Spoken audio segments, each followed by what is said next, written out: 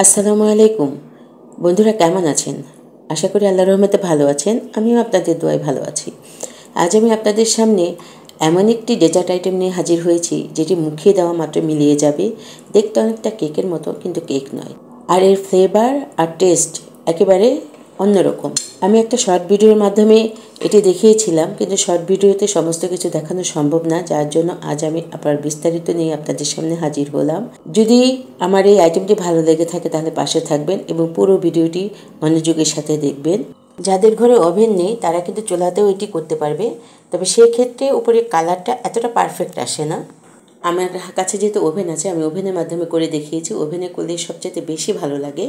আর এই ডেজার্টটি করার জন্য প্রথমে যেটা লাগবে সেটা হচ্ছে ডিম। এখানে আমি দুটি মোল্ডের ভিতরে করব, একটু বড় করে করব, একটু বেশি পরিমাণে করব, যার জন্য দুটো মোল্ড আমি নিয়েছি এবং ডিমের পরিমাণও সেভাবে নিয়েছি।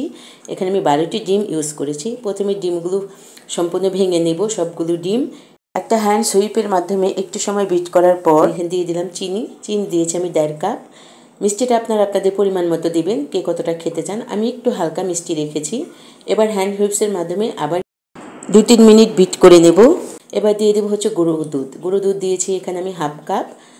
গুঁড়ো দুধটা দেবার পরে আবারও আমি কিছুটা সময় বিট করে নেব, 5 থেকে 7 মিনিট। এবার আমার যেটা লাগবে মোস্ট ইম্পর্ট্যান্ট, সেটা হচ্ছে বাদাম। আমি কাঠবাদামটাকে গরম পানি দিয়ে উপরে ছিলকাটা ছিলিয়ে নিয়ে আবার ওভেনে সেটা ড্রাই করে নিয়েছি। আর দিচ্ছি হচ্ছে কাজু বাদাম। এই যে কাজু বাদাম এবং কাঠবাদাম দিচ্ছি। পিস্তা আমার কাছে ছিল না, যদি আপনারা পিস্তা বাদাম দিতে চান সেটাও আরও ভালো লাগবে। পেস্তা বাদামটা দিয়ে এটা আমি এই যেভাবে গুঁড়ো করে নিয়েছি, একেবারে পাউডার না, একটু দানা দানা থাকবে।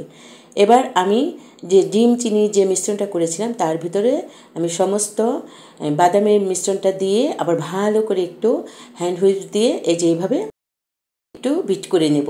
খুব বেশি সময় করতে হয় না, যাতে দানা দানা না থাকে, দলা পাকিয়ে না থাকে, সেটা খেয়াল করতে হবে। এবার যেটা দিতে হবে হাত খুলে, সেটা হচ্ছে ঘি। এখানে মেল্টেড বাটারও দেওয়া যাবে, তবে ঘিয়ের ফ্লেভারটা বেশি ভালো লাগে। ঘি দিতে হবে 1.5 কাপ। আমি এখানে 1.5 কাপ ঘি ইউজ করেছি। ঘি যত বেশি দিবেন এই বরফিটা খেতে তত বেশি মজা। আবার একটু আমি বিট করে নিচ্ছি, 3-4 মিনিটের মতো বিট করে নিলেই বাস হয়ে গেছে। আর এখানে আমি দিয়েছি সামান্য একটু এলাচ দানা। এলাচের বিচিটাকে থেতো করে নিয়ে দিয়ে দিয়েছি, যাতে করে ডিমের ফ্লেভারটা না আসে।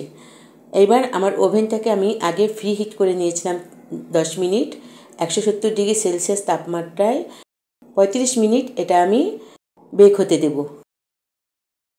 35 মিনিট পর ডিম বাদামের বরফিটি কিন্তু বেক হয়ে গেছে।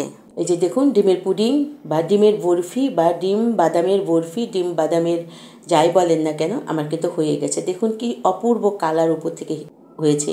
যে কেউ বড় থেকে ছোট প্রত্যেকেরই এটা কিন্তু খুব পছন্দ হবে। একটা প্লেটের ভিতর নিয়ে এইভাবে উল্টে দিলেই কিন্তু অনায়াসে এটি বের হয়ে যাবে। তারপর ইচ্ছে মতো স্লাইস করে নিলেই বাস তৈরি হয়ে যাবে মজাদার একটি ডেজার্ট আইটেম। নিজেদের ইচ্ছে মতো সাইজে করতে পারেন, স্কোয়ার অথবা কিউব বা যে কোনোভাবে করতে পারেন। ইচ্ছে করলে বরফির মতো করে কাটতে পারেন। আমি কিন্তু স্কোয়ার করে কেটে দেখিয়েছি, আপনারা আপনাদের পছন্দ মতো করবেন। অপূর্ব খেতে, দেখতে তো অসম্ভব সুন্দর। ছোটদের টিফিন হিসেবে যদি আপনারা এটি ব্যবহার করেন, সেটাও কিন্তু ওরা চেটেপুটে খেয়ে নেবে। আজকের এই রেসিপিটি ভালো লাগলে আমার চ্যানেলটি সাবস্ক্রাইব করবেন, বেশি বেশি করে লাইক, শেয়ার এবং কমেন্টস করবেন। আল্লাহ হাফেজ।